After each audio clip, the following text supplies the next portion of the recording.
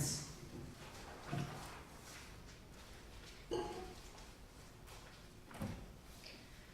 By 1864, Gustave Dore had become a figurehead of the immense illustrated publishing industry in France, enjoying significant success with his illustrations for the works of Rabelais, Don Quixote, and Dante's Inferno, not to mention his regular contributions to various illustrated publications. It is no wonder then that the Parisian public clamored at the unprecedented opportunity offered to them in February of that year, the chance to view the designs Dore had produced for a monumental illustrated Bible that was to be published by the lauded firm Alfred Même et Fils. Mounted by the Société Nationale des Beaux-Arts, the exhibition earned praise from critics and stoked anticipation for the completed project. The Bible was expected to rank among Munn's most luxurious folios, and indeed rapidly sold out after being released in December 1865, prompting the swift production of a second edition. Offering the public a chance to see Dore's designs before they appeared in printed form was a shrewd marketing tactic given the artist's working process. Gifted or cursed with a prodigious capacity for rapid production, Dore crafted his designs for book illustrations directly onto carefully chosen woodblocks before handing them off to an engraver. The exhibition at the Société Nationale des Beaux-Arts galleries, taking place just 2 years shy of the Bible's publication, consisted of woodblocks that had yet to be engraved and high-quality photographs of blocks that had already been subjected to the engraver's burin. This is an example. In his review of the exhibition for the Moniteur Universel, Théophile Gautier wrote particularly glowingly of God creating light. What astonishing conception, this unraveling of light and darkness. What a grand figure of Jehovah, devout in the abyss, surrounded by rays and giving impetus to the worlds cleared of chaos. More importantly for our purposes, Gautier noted that, quote, the visitors contemplate with an uncontrollable curiosity these marvelous specimens of a talent they only know through engraving. They admire with wonder the woodblocks that have yet to be engraved, the direct inspiration of the artist, and the signature of his hand, which no translation, however intelligent and faithful it may be, could absolutely reproduce, end quote. God creating light would ultimately become the frontispiece of the Dore Bible, a thematically appropriate decision. The supreme Judeo-Christian deity has rendered his corporeal being visible at the same time that he brings visibility to the universe. A powerful bearded figure molded in the tradition of the Ancient of Days, standing amidst an ethereal field of gradated illumination. The creative act of God symbolically mirrors that of Dore, whose name is prominently announced on the title page opposite. In crafting the images, Dore was relying on the same fundamental binaries of light and dark that inaugurate the biblical chronology. Layering charcoal, chalk, ink, and washes, Dore built a rich and evocative opening image, setting the stage for an unprecedented set of illustrations that would become among the most reproduced, if not the most reproduced, biblical images in the history of Christianity. Now, this last claim will undoubtedly raise eyebrows among an audience of art historians, perhaps no more so among a panel of specialists on Christian imagery. And your skepticism would certainly be understandable, given the relative dearth of attention paid to Judeo-Christianity produced in the previous 2 centuries, at least when compared to the vast literature on modernist and avant-garde art, a category which may seem at fundamental odds with the work of someone like Dore. Yet, as this paper and the larger project from which it derives demonstrate, biblical imagery is in fact fundamental to the shaping of modern visual culture, as evidenced by the production, circulation, translation, and adaptation of Dore's work. Today, I will focus specifically on God creating light as a means of examining the intersection of religious visual culture and modern capital. Although modernity has often been characterized through a narrative of secularization, it is important at the outset to underscore the pervasive demand for biblical imagery of the variety Dore produced. Demand that not only transcended religious contexts, but that fundamentally challenged the bifurcation of sacred and secular. The narrative that we have today begins in France, where the public esteem for Dore's work runs counter to the skeptical and anti-clerical attitudes that one might imagine would have greeted an illustrated Bible, to say nothing of the suspicion towards close scriptural engagement that still pervaded historically Catholic communities. I don't have an invisibility joke, but the joke I always make with this project is that I grew up Catholic, so I knew nothing about the Bible. The enthusiasm for these illustrations heightens in the English and American contexts, the latter of which in particular saw an accelerated commodification of religion beginning in the 19th century. In an era in which the foundations of religious institutions seemed perpetually under threat, the divine remained visible largely through free market enterprise, which, as this case study demonstrates, may paradoxically divorce to the point of rendering invisible the act of creation. The invisible hand thus operates not only at the symbolic level, as shorthand for the supply and demand of free market capitalism, but also at the material level. At each stage of its evolution, the creation of light is subject to creative erasure. Here I use the phrase creative erasure as a parallel to the notion of creative destruction articulated by 20th century economist Joseph Schumpeter. For Schumpeter, capitalism is defined by evolutionary principles, most notably through industrial monopolization, in which the fittest devours the weaker in order to survive and thrive. In the case of Dore's God creating light, the image survives, in a sense, through acts of creative erasure, as it is mobilized through various capitalist networks. The hand of God, like the hand of the artist, becomes less and less visible. Yet, as I will conclude, this ultimately results in a level of agency on the part of the viewer that one could argue was necessary for this kind of imagery to not only survive, but thrive in a milieu in which religion is supposedly divorced from the state.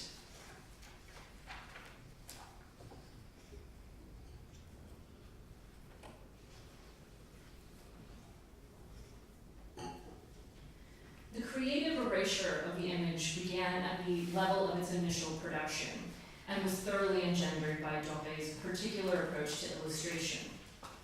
Working in the medium of wood engraving, Dore has often been credited with spearheading a shift from a facsimile style to an interpretative one, and this comparison with a contemporaneous image illustration by Julius Schnorr von Hausfeld helps to illuminate this, whereas with Schnorr's image we see a strong use of contouring and hatching to create modeling and tonal gradations. Dore hardly ever uses cross-hatching, and it's a much more sort of fluid type of image that's rooted in his use of washes and chalks and charcoal as opposed to pen and ink. Dore often began from a dark ground and built up the image through chalk and washes, occasionally articulated with pen and ink. In transforming a design into a printable matrix, the lightest areas, those that consist of the thickest layers of ink and wash and chalk, would be those most deeply incised. The most materially dense part of the composition, the meeting of divine corporeality and immaterial illumination, mirrors, as I've already suggested, Dore's own act of artistic agency. In translating that design into a printable matrix, the divine illumination becomes material to be removed. The chalk and washes that Dore built up so powerfully necessitates the most direct removal on the part of the engraver. In this case, the engraver was Heliodore Pizan, who was considered the unofficial master of Dore's school of engravers. this fundamental act of divine creation is made reproducible precisely through the removal of the artist's hand.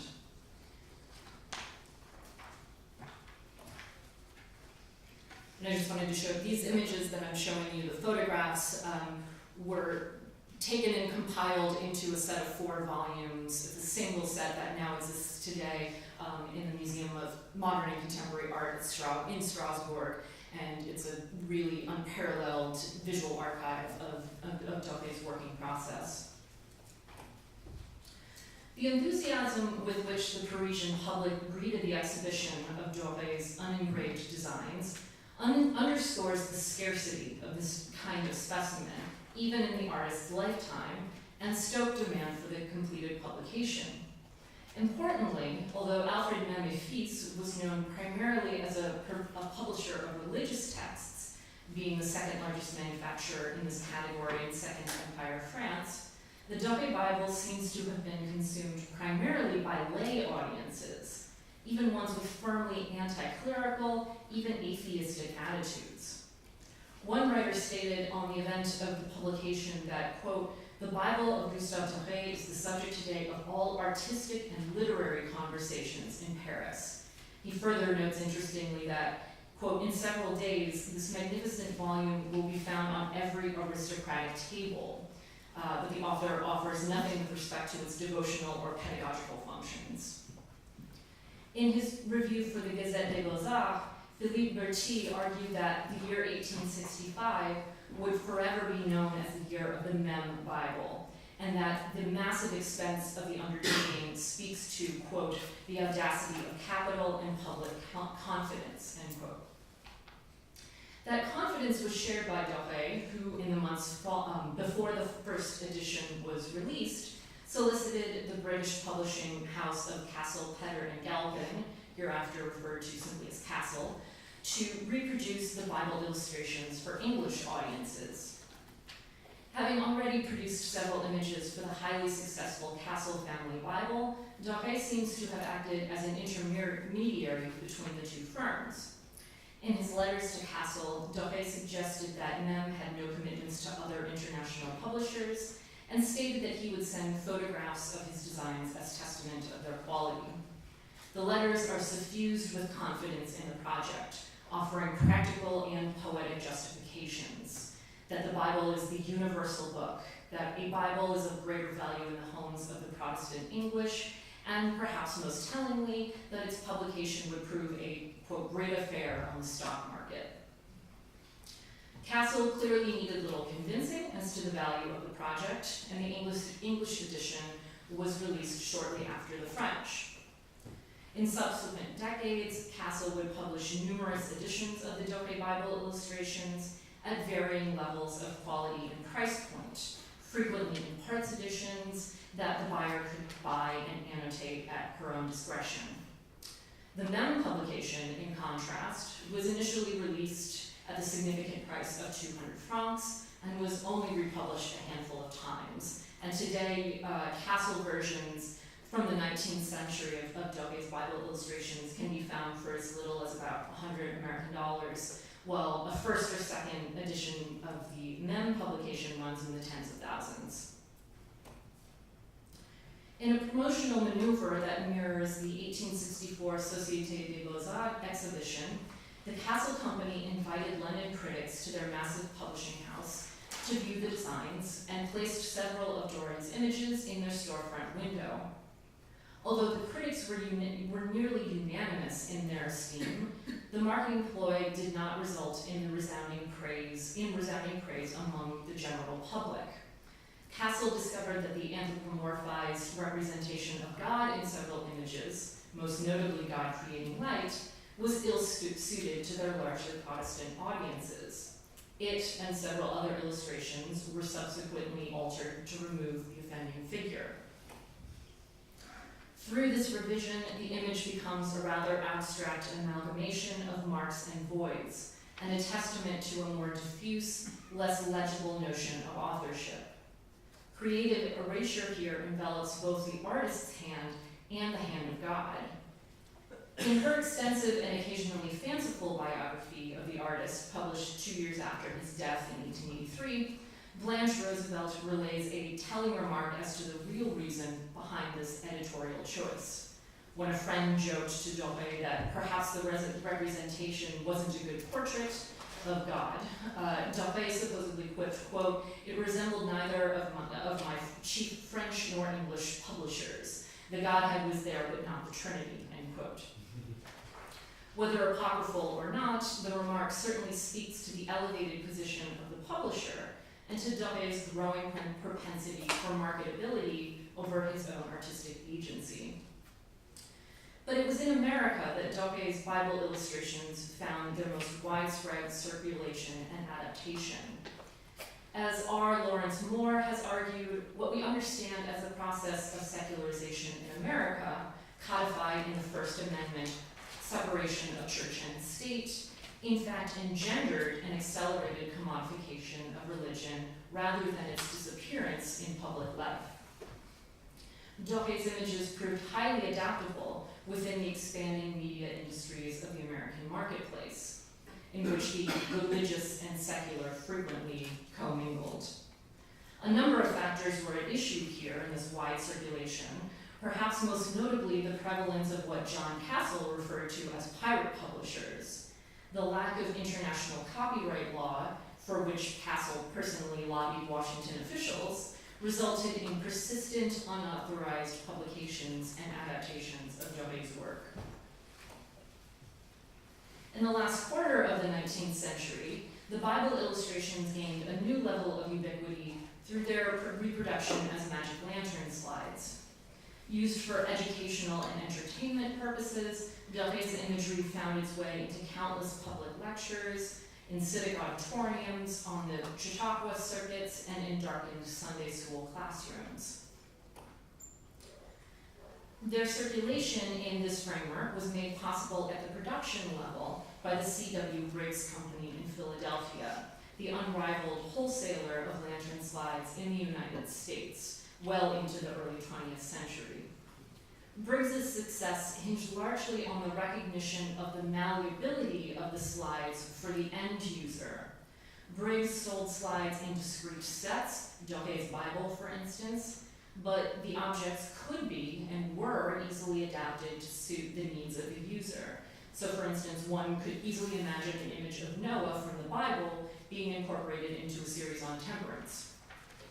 And what we see here on the upper left is one of Briggs's catalog, which shows the slide sets as they would have been sold to other lantern slide sellers, and how some of Dore's images were appropriated and sold in different sets by other magic lantern sellers. Beginning in the 1880s, Briggs enlisted artist Joseph Boggs Beale, who produced original drawings and, importantly, adapted existing images to better suit the lantern slide format. This is evident most frequently in biblical imagery derived from Dore's work. In his version of Jacob wrestling the angel, for instance, the addition of trees at the left and right balances out the circular format of the slide, while the angel's dramatically unfurled right wing is mirrored in Jacob's windswept cloak, adding to the sensational drama of this encounter. It is finally with Beale's images that we witness the point at which creative erasure becomes a particularly nebulous question. While images like Jacob wrestling the angel demonstrate unequivocally the influence of Dore's illustrations, Beale's creation of sun, moon, and stars is substantially more ambiguous. The cosmic rays and sweeping clouds, revealed in the rosy hues of the great light on the left, are transformed in Beale's image into unimpeded illumination cast over the earth, rendered with careful attention to its continental formations. Although Beale made a career for himself primarily through the self-evident adaptation of Dore's work, the creation of the sun, moon, and stars is divorced enough from the great light, itself already quite removed from Dore's original conception, as to fundamentally obscure the relationship between the two, And this is to say nothing of the fact that Beale's image is illustrating a slightly later moment in the biblical Genesis than the creation of light. But it is the ambiguous connection that speaks to the broader point with which I will conclude.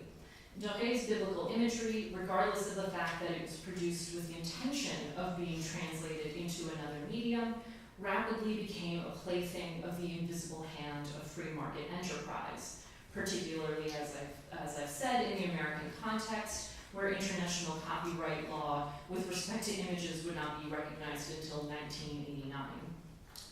This resulted in the unprecedented circulation of the images, though often at the expense of Dore's name and hand, to say nothing of his engravers.